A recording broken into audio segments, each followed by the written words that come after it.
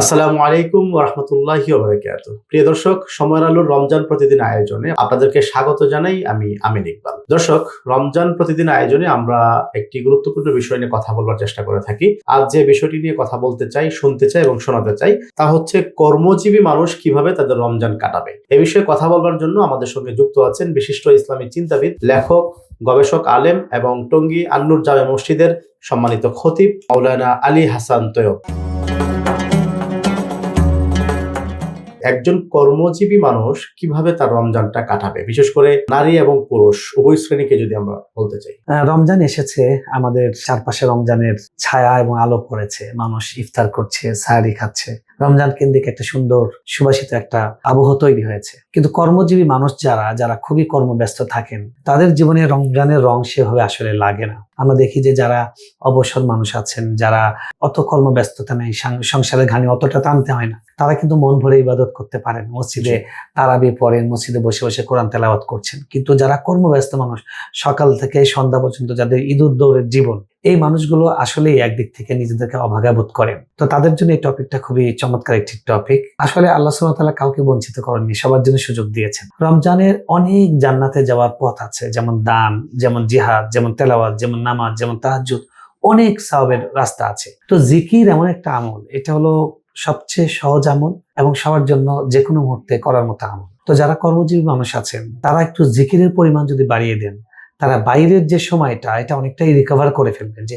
এটাকেও ইবাদতময় করলেন। কথার কথা, আমরা ঢাকা শহরে যখন আমরা অফিসে আসি বা বিভিন্ন নগরে, পথেই আমাদের 1.5 ঘন্টা, 2 ঘন্টা, 3 ঘন্টা অনেক চলে যায়, জ্যামে বসে থাকছি, কিংবা কারো দূরত্বের কারণে জ্যাম হয়তো নেই, পথই অনেক দূরে। তো এরকম লোক যারা আছেন, তারা কিন্তু পুরাটা সময় জিকির করতে পারেন। ডিজিটাল তাসবিহ পাওয়া যায়, বা নিজে তসবিহ নিতে পারেন, কিংবা আঙ্গুল দিয়ে গুনতে পারেন, যেটা সুন্নাহ সম্মত। রাসূল সাল্লাল্লাহু আলাইহি ওয়াসাল্লাম বলেছেন জিকির করা বেশি বেশি। রাসূলুল্লাহ সাল্লাল্লাহু আলাইহি ওয়াসাল্লাম বলছেন যে সুবহানাল্লাহি ওয়া বিহামদিহি, এটা যদি কেউ 100 বার পড়ে একদিনে, তাহলে তার গুনাহ যদি সমুদ্রের ফেনা পরিমাণ হয়, তাও মাফ করে দেওয়া হবে। সুবহানাল্লাহ। সবচেয়ে সহজ জিকির। এক সাহাবী রাসূল সাল্লাল্লাহু আলাইহি ওয়াসাল্লামকে বললেন যে, ইয়া রাসূলুল্লাহ সাল্লাল্লাহু আলাইহি ওয়াসাল্লাম, আপনি আমাকে একটা সহজ আমল বলে দিন, যেটার মাধ্যমে জান্নাতে যেতে পারবো। রাসূল সাল্লাল্লাহু আলাইহি ওয়াসাল্লাম বললেন, লা ইয়াজালু লিসানুকা রাতবান বিযিকরিল্লাহ, তোমার জিহ্বা যেন জিকিরে সবসময় সজীব থাকে। তাহলে ঠোঁটটাকে আল্লাহর নাম দিয়ে উচ্চারণ করার একটা অভ্যাস যদি করেন, তাহলে কর্মজীবী মানুষদের বাইরের যে সময়টা, সেটাও কিন্তু ইবাদতময় হয়ে যাবে। 1 2 নাম্বার হলো, বাইরে যখন থাকবো, রোজার যে আবহ, রোজার যে শিক্ষা, রোজার যে চাওয়া দাবি, সেটা রক্ষা করা। যেমন ধরুন, চোখের হেফাজত করা, কানের হেফাজত করা, জবানের হেফাজত করা। আমরা যখন রাস্তায় বের হচ্ছি, তখন অনেক বেপর্দা নারী, বেগানা নারী আমার সামনে পড়ছে। দৃষ্টি অবনত আমি অন্য সময় করতে পারি না, রমজানে সেই প্র্যাকটিসটা করতে পারি। অনেক রোজাদার আছে, যার রোজা রাখায় সারাদিন শুধু ক্ষুধা এবং পিপাসা সহ্য করা ছাড়া আর কোনো অর্জন নেই। কারণ হলো, সে রোজা রেখে রোজার যে দাবি ছিল, আমাদের রিপুগুলোকে, আমাদের ইন্দ্রিয়গুলোকে কন্ট্রোল করা। রোজার মানে কি? সিয়াম মানে হলো আল ইমসাক, টু কন্ট্রোল, এটাকে সংযত করা।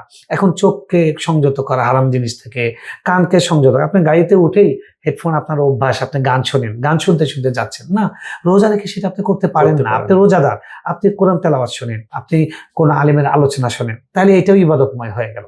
ঠিক একইভাবে আমরা যখন বাসা থেকে বের হব, অফিসের উদ্দেশ্যে বা কাজের উদ্দেশ্যে বের হচ্ছি, তখন জিকির করে দোয়া পড়ে বের হয়। রাসূল সাল্লাল্লাহু আলাইহি ওয়াসাল্লাম বলছেন, কেউ যখন বাসা থেকে বের হয়, বের হওয়ার সময় বলে, বিসমিল্লাহি তাওয়াক্কালতু আলাল্লাহ লা হাওলা ওয়ালা কুওয়াতা ইল্লা বিল্লাহ। একটা সহজ বাক্য। তো এই কথাটা যদি কেউ বলে, তাকে ফেরেশতা বলতে থাকেন, হুদিতা ওয়া কুফিতা ওয়া উকিতা, তোমাকে সারাদিন হেদায়েতের পথে চালানো হবে, তোমার জন্য নিরাপত্তা দেওয়ার ক্ষেত্রে আমরা যথেষ্ট হয়ে যাব। সুবহানাল্লাহ। এবং যতক্ষণ সে ঘরে ফিরে না আসবে, সে আল্লাহর জিম্মায় থাকবে। তাহলে এই সময়টাও তার একটা ইবাদতের মধ্যে যাচ্ছে। আবার মা বোনদের ক্ষেত্রে, যে তারা পুরা সময়টা বাইরে যতক্ষণ থাকবেন, পর্দা যদি রক্ষা করেন, তাহলে এটা তার একটা ইবাদতময় সময় হলো। এবং তার জন্য একটা সুসংবাদ আছে। রাসূল সাল্লাল্লাহু আলাইহি ওয়াসাল্লাম হাদিসে বলেছেন যে 3 জন ব্যক্তির জন্য আল্লাহ ডাবল সওয়াব দেন। তার মধ্যে একটা হলো ওই ব্যক্তি, যেই বালিক আল আব্দুল্লাযী, যে ব্যক্তি তার হাক্কা মালিক, তার মালিকের হক আদায় করে এবং আল্লাহর হক আদায় করে। তো আপনি অফিসের যে টাইমটা যথাযথভাবে অফিসের দায়িত্ব পালন করছেন, সেটাও করলেন এবং এর ফাঁকে ফাঁকে সময়টা আল্লাহকে দিলেন। এই যে প্রচেষ্টা,